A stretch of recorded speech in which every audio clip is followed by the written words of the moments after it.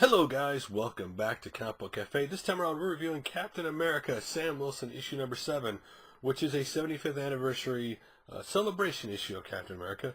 Ironically enough, it's 75th anniversary celebrating Captain America, and it's a Sam Wilson book because even though this may be a Sam Wilson comic book of Captain America, this book more or less is basically about Steve Rogers, who is for most people Captain America, or has been Captain America for a long time, though he has not been the only person to don the Captain America uniform or be Captain America. But he's the most well known. So if you're a Captain America fan, or maybe you've seen the Captain America movies and want to know a little bit more about Captain America, this is the issue to pick up. Again, this is not a pure history of Captain America. It takes nods and tells you things about the history of Captain America, but it doesn't tell you everything. So this is a celebration, this is just about everything that ever happened to Captain America. But a lot of it's in there. So we start off with Sam Wilson, aka Captain America, aka used to be Falcon, showing up at Pleasant Hill, which is the main location for the Standoff tie-in currently going on, which has been really good so far. Now, Pleasant Hill is run by S.h.i.e.l.D. It's basically their version of prison for these really bad people, to put there. But they don't want people to know it exists, obviously.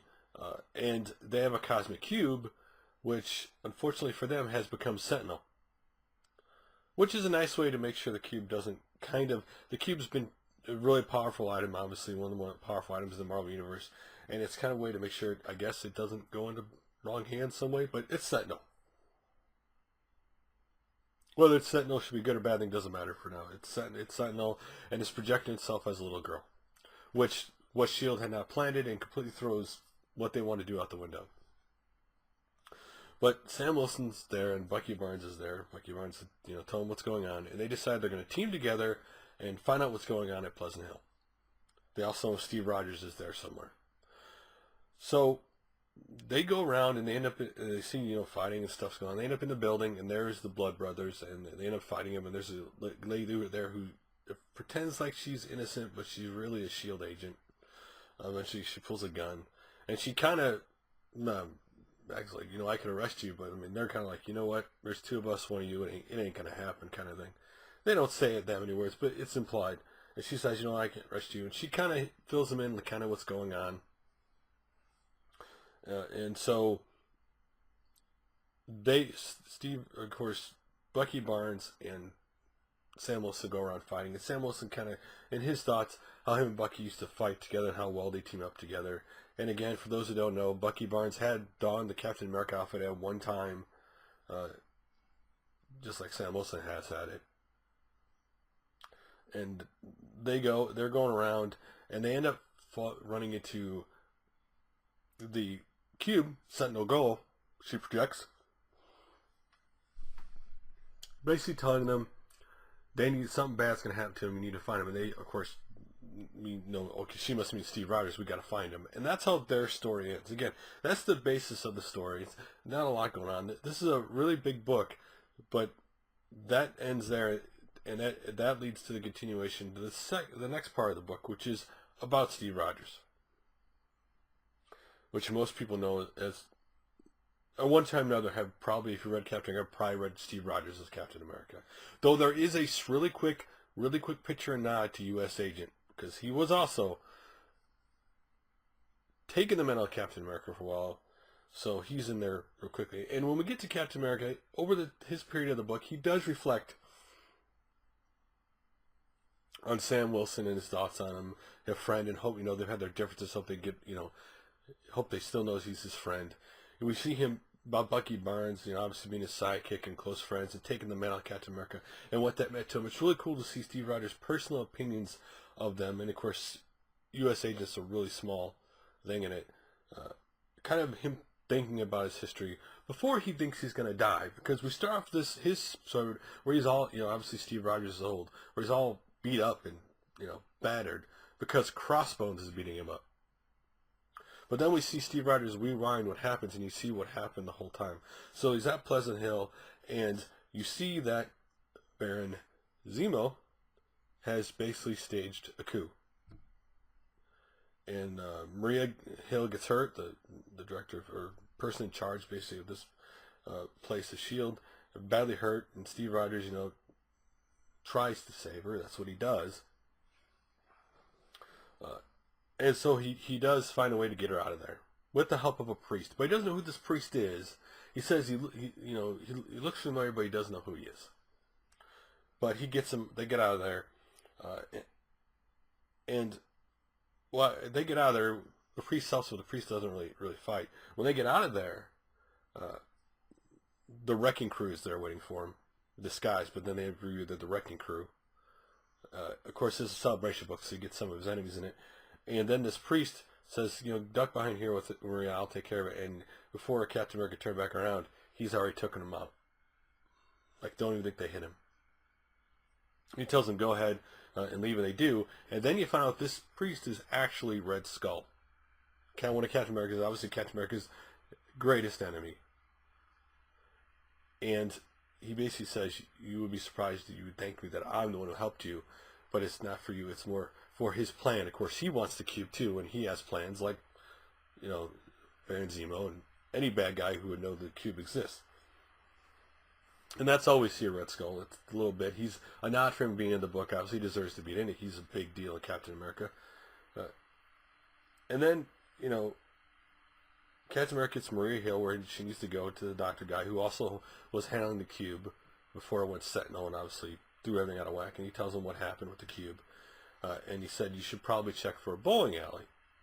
And so Captain America makes his way to the bowling alley. And there is the cube girl.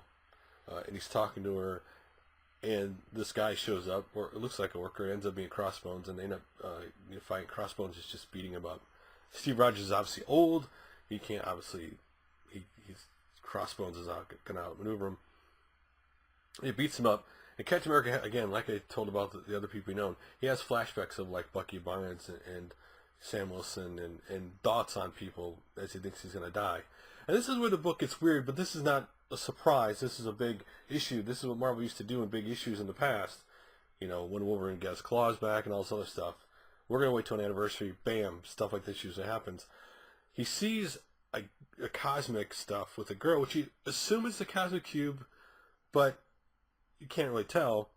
Says, you want me to make you better, you make you what you used to be. And then, all of a sudden, he stops Crossbones from hurting him. He stops the shield and he beats him up. And then Bucky and Sam Wilson show up. And they look at him, and all of a sudden they hear the reaction. You look, and you see Steve Rogers is young again. He's back to being young Steve Rogers.